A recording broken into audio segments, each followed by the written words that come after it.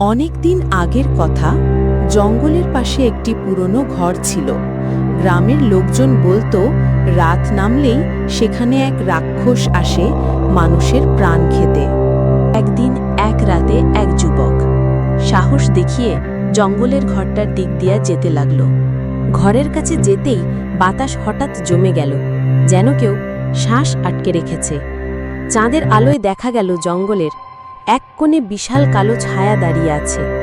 তার চোখ লাল আগুনের মতো, আর মুখে নখের সমান দাঁত। খুনি যুবক রাক্ষসের ছায়া দেখে ভয় হাত পাও কাঁপতে লাগল। রাক্ষস যুবককে দেখার আগেই যুবক এখান থেকে দৌড়ে চলে গেল, ঘরে গিয়ে শুয়ে পড়ল।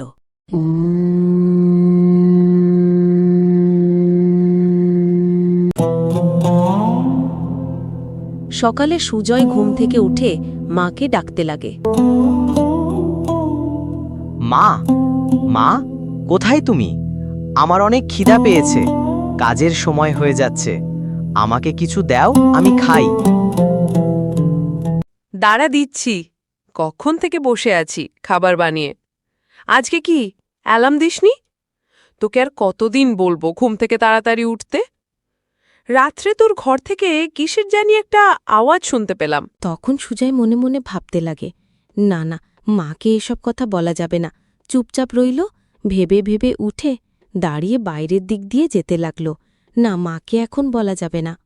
তখন সুজয় ঘরটার দিক দিয়া আবার যেতে লাগল। তখন ঘরের সামনে গিয়ে দেখে একটা রাক্ষস আর একটা রাক্ষসিনী দাঁড়িয়ে মনে মনে ফোঁস করে কি জানি বলছে।